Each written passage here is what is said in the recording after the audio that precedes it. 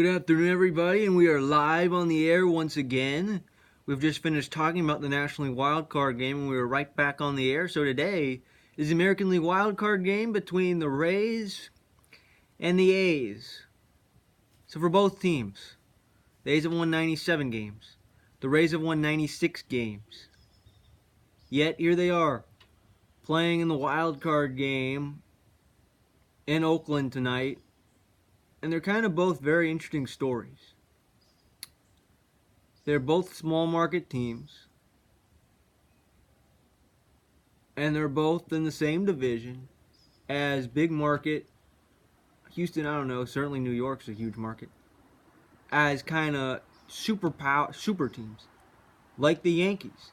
They're a super team. They won 103 games this year. And they were nowhere near close to full strength, really, in that matter. Nowhere close to full strength. And on the other side, you had the Astros, who are one of the best teams that really maybe we've ever seen. They won 107 games. Yet the A's won 97. They finished 10 games out. The Rays finished 7 games out. So they weren't particularly close at all to winning their divisions. And if this was, say, beginning of the decade, pre-2012 wildcard era, the Rays would have been a team that would have won 95 games and missed the playoffs. So that's what I like about the second wildcard. The Indians had 93 wins, yet it was only good for 6th best in their league. So here we are. It's American League wildcard game. So first I'm going to talk about the Rays end of things first. So it's starting for the Rays tonight is Charlie Morton, who, if you're listening and you're a baseball fan, you remember him from Houston, where last year he was kind of the number 3, number 4 guy in Houston. Very good, very productive, very good for a 3 or 4 starter. Yet here in Tampa Bay is the ace. And started this year, 33 games, pitched 194 innings. That is a career high, yes. And Morton, it's been kind of an interesting career. You know, he's been in Pittsburgh, was kind of part of those Pirates teams, part of those wild card teams. Was just a completely different pitcher back then. Went to Houston, completely changed. Was a completely new pitcher. And now is in Tampa Bay as their ace. Went 16-6 this year. Had 240 strikeouts in his 604 strikeouts. Since 2017, is third in the AL. Garrett Cole would have been higher on the list, but was not in the American League in 2017. Just been consistently one of the better pitchers in the American League since then. And earlier in his career, faced a lot of injuries, has been healthier. So in his mid-30s, he's pitched the best that he ever has. And he slowed down. His ERA in the second half is 4.06 compared to the first half. But here's an interesting thing. Facing the A's, which is kind of bad news right now. In 2 game starts, has pitched 13 innings in a 0.6.8 ERA against 13 strikeouts, and 2.97 in 7 starts against the A's ERA since 2017. The previous 2 years were in Houston. So has pitched very well against the A's kind of since then. So for the Rays, really, Morton's by far their best starting pitcher. Since again, yes, they have Tyler Glasnow. And they have Blake Snell, won the American League Cy Young Award last year. The thing is about them is Snell's not completely healthy right now. Just came back from elbow surgery. He's nowhere near 100%. Is not. Yes, if they win, may start a playoff game or 2, but he's not the type of guy you cannot ask him to go 6, 7, 8 innings just as deep as he can, 100+ pitches. Same thing with Tyler Glasnow. So if they were healthy. And not limited to what they were, then that's a very good 1-2-3 punch right there. Morton, Snell, Glasnow.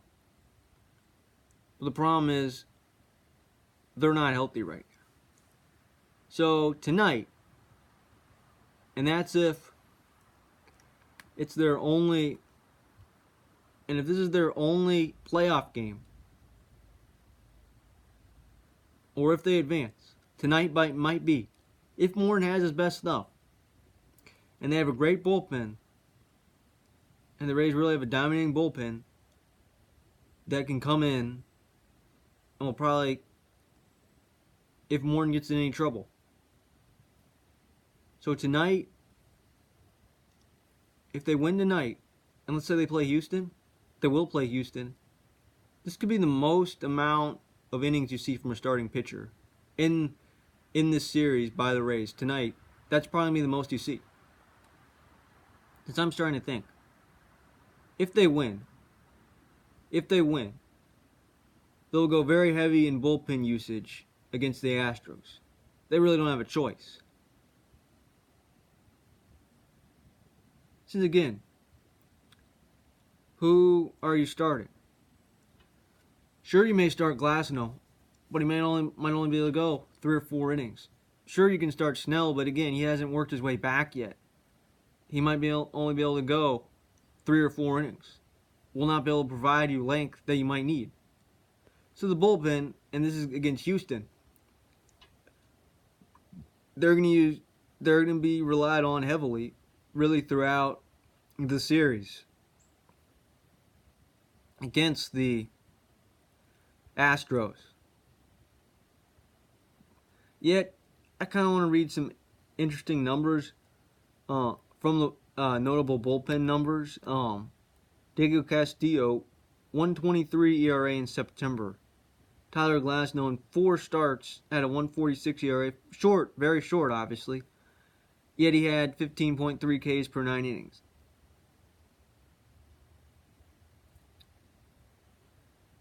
So they have a kind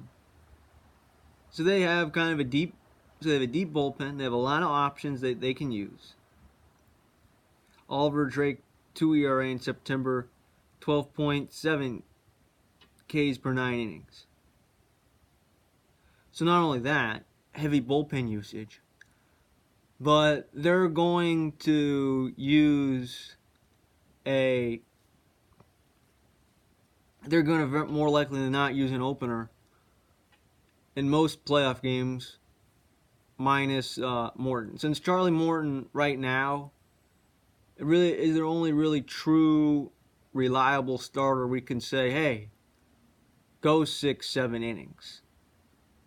And that's probably if he's very efficient. Probably, especially in later innings, say the 6th or 7th inning, there's probably not much room for base runners, otherwise they're going to go to the bullpen. And what the Rays are like is they're a lot like the Brewers, except for they have kind of an ace starting pitcher. Someone like Morton, who pitches 200 innings, who might get, and wins really don't mean much anymore, but might get 15 wins. Strike out 200 batters. Things like that. That is their only true starting pitcher that they have that they can say is anything close to a traditional starter. And the Rays have been doing the opener thing for 2 years, and it has worked. They've won 90 games, and this year they won 96. Yet, the question is how long in the playoffs can they survive? Since they are going up against... excuse me. They're going up against they're going up against, if they win, an Astros team that has Garrett Cole and Justin Verlander and Zach Greinke in games 1, 2, and 3 waiting for them, fully rested. And they're facing against a very hard against the Astros lineup that can hit home runs. And that does not strike out. In fact, is 30th in the last in the MLB in strikeouts, which is good news. So they're going to have a very hard time beating the Astros. If they did, whoever of them did, whether it's the A's or the Rays, then all of a sudden then all of a sudden that would be one of the bigger upsets in MLB history if that were to occur.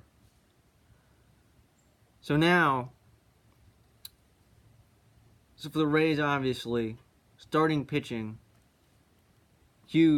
is, I don't know if I want to call it a weakness. Here's what it's not. They're not going to give you length.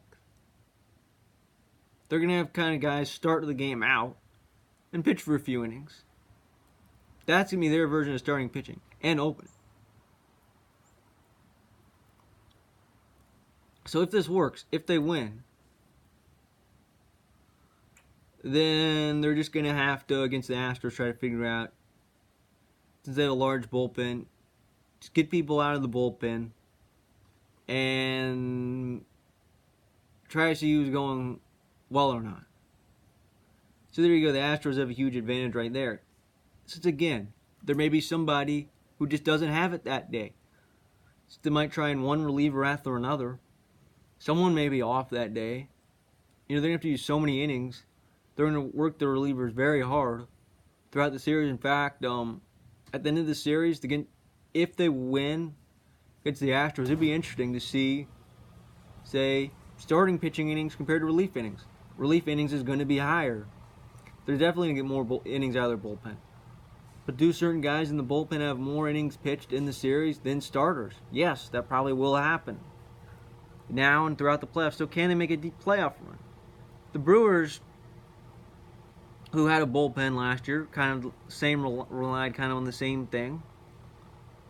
Didn't really have an ace starter or anyone close to that. And their strategy clearly worked. They went all the way took the Dodgers to Game 7. So I wanted to know last year, since I think last postseason was really the first time we really got to see the opener type deal and really teams being very bullpen dependent.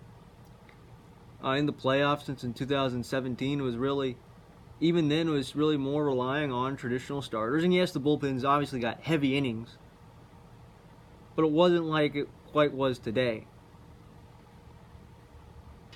So now all of a sudden, you have the Rays doing things like that. And who would start for them if they win? If they won a series, that would be hard to say. I really don't know. But if they win tomorrow, if I can get another video in, I'll be talking about the Rays using heavy bullpen usage. I'll basically be repeating myself tomorrow. That's what it seems like will be. So the Rays, like the Brewers, are very reliant on their bullpen. Lineup, I was looking through a lineup, and in terms of league ranks, they're kind of average in every category. Their lineup does enough. They're not bad at anything, but they're not great at anything either. They're not like the Astros lineup, anywhere close to that. Best hitter, Austin Meadows, who kind of came into the league this year. This is really his first full season at 33 home runs, close to 300, 291, 89 RBIs. That was his first full year in the majors. And then that's kind of it. No one really stands out to me in their lineup. I mean, it'll be interesting to see how their lineup performs tonight and in the playoffs if they advance tonight. But really, they're not like really the Dodgers lineup or the Nationals lineup or the Yankees, or the Astros. So what I'm saying is the Rays have a lot of players that probably aren't that well known around Major League Baseball. If you're a casual baseball fan, you probably don't know the names of that many players on the Rays.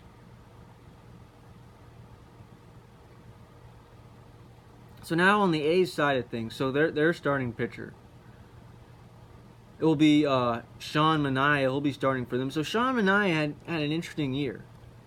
Missed most of the year due to shoulder surgery. He got shoulder surgery last August, missed almost all the year. And he came back, basically came back for September in 5 game starts.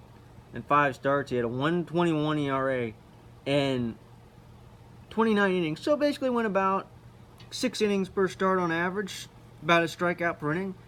So what they decided is, I think, was the toss-up between him and Mike Fiers of who's going to start.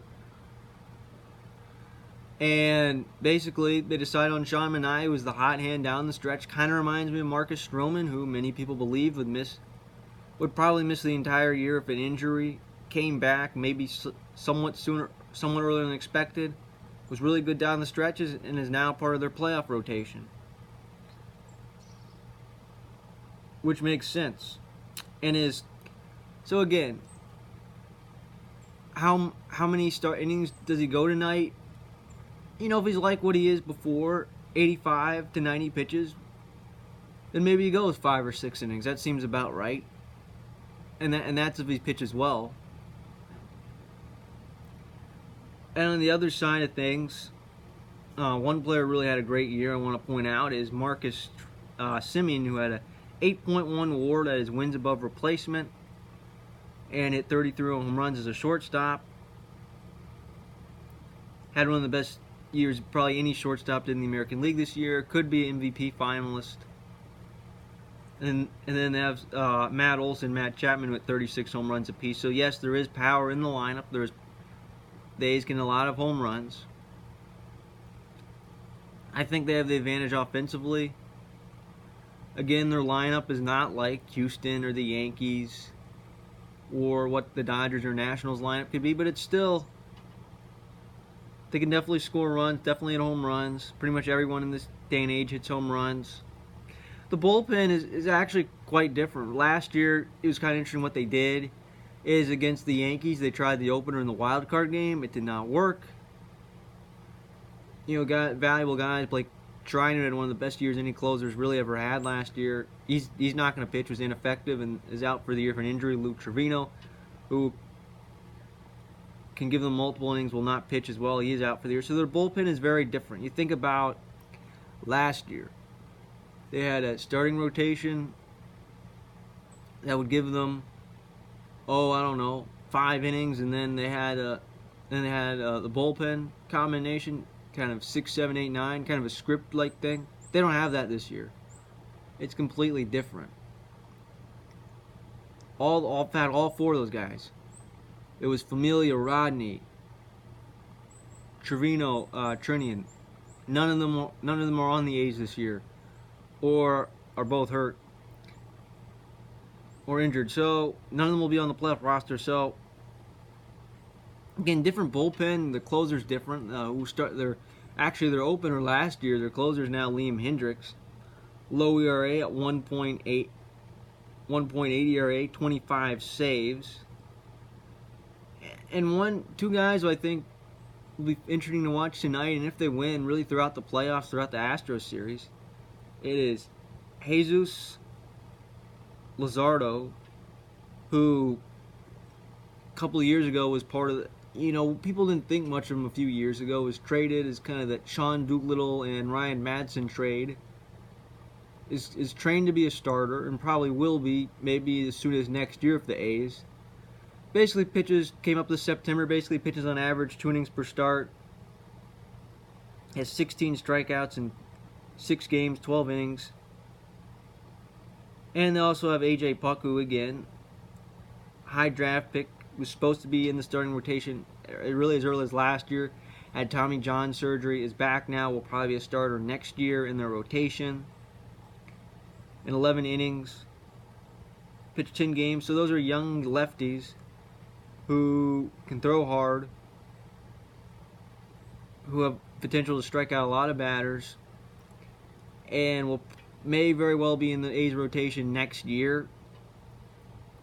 That'll be interesting if they could pitch. So an ideal plan would be, and if this works, what I think is, since Luzardo's kind of also that setup man, and I've kind of looked through their game logs of who's pitched for them.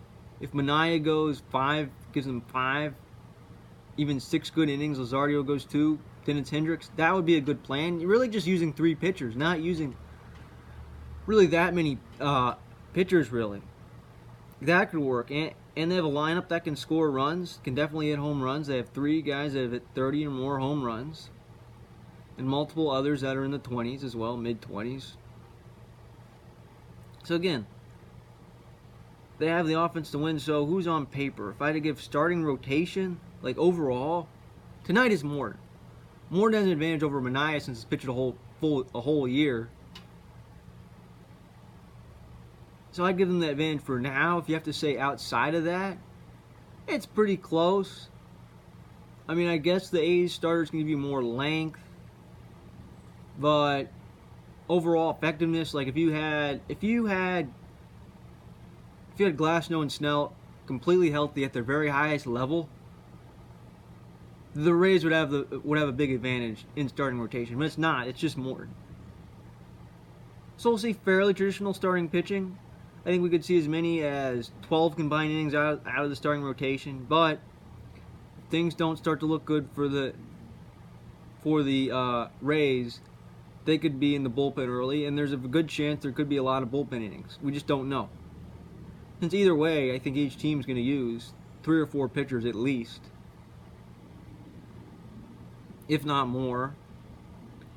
And on the other side, there could be far bigger usage. So either way, whoever wins this series, if the Rays win, what I just said, they're gonna take bullpenning to the max in the playoffs. I think they'll even take it a notch. They'll basically be like what the Brewers were last year, probably even higher. It will be a very interesting experiment in a full playoff series. And then the other side, the A's, if they win, they'll go up against the Astros. And yes, they may use more starting pitching. And one thing about their starting pitching is they do not strike guys out.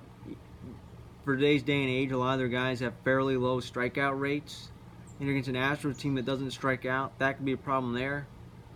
So really in this series, so I want to ask this question. Do the Nationals have a better shot at being the Dodgers than, say, the Rays or A's do being the Astros? Yes. Since one, I think the Astros are a better team than the Dodgers. Right now, sure they won just one more game, but they are the better team. And two, the Nationals are a better team than yes, they won less games. Or fewer games, but the Rays and the A's, look at them on paper, the Nationals are a much more talented team than what the A's or Rays are, in my opinion. So I'm not saying this to be biased. Yes, I'm wearing a Nationals hat. I was kind of biased about them in the last episode, but in my honest opinion, take the bias aside. I really do think the Nationals are a better team than, say, the A's or the Rays. So looking at that, certainly more talented. So looking at that, whoever wins this game is going to have a very hard time beating the Astros. And that's the type of series where you say, oh, Astros are going to win 3 easy. And it may not work out that way. It may not work out that way at all, really. Since maybe, Verlander's prone to giving up home runs this year. Oh, someone hits a home run or 2 off Verlander. And no, their bullpen is completely shut down. Oh, there's game 1 right there. Oh, they're up 1-0 all of a sudden. Okay, they won 1 game. It could be 2-0. And then you're going back to Tampa or Oakland, especially the Rays. That's how something like that changes. Just one little thing like that.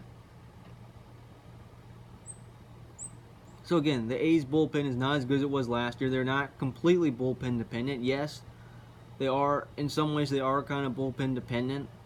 We know their starters will not go very far. Sure, they have guys who are capable of going 6-7 innings. But in the playoffs, you manage differently. You go with more effective bullpen weapons. You do. Maybe you're not worried about, we need to preserve our bullpen for the next day or whatever. No. You go all out with your bullpen in the playoffs. And that's what's going to happen. So tonight, who's going to win? I'm going to say the A's win tonight. I'm going to go with the A's. I don't know why. It's hard to explain why. I feel like this game's, it's a coin flip game. Sure, the Rays, starting pitching-wise, might have the advantage early on.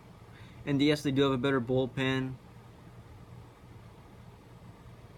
Yet, Charlie Morton is not. And looking at Manaea in recent sample size, Manaea's been a lot better. Morton has had an ERA over 4 in the second half, so is not invincible by any means whatsoever. The A's can hit a home run or 2. Manaea pitches like he did in September. Bullpen plan works. That's what I think what happens.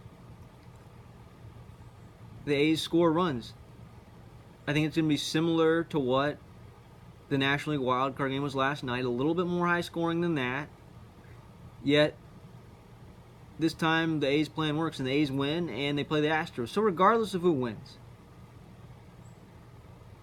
I say the A's. The A's are going to win. That is my prediction. Even if the Rays win, and I'm wrong, and I get my pick wrong, they're going to have a very hard time beating Houston. I think whoever wins the series loses to the Astros in 3 or 4 games, at the very most. So that's the AL Wild Card game. So thank you for listening, and tomorrow I'll try to turn around and do the division series and talk about that. So thank you for listening, and we will see you next time.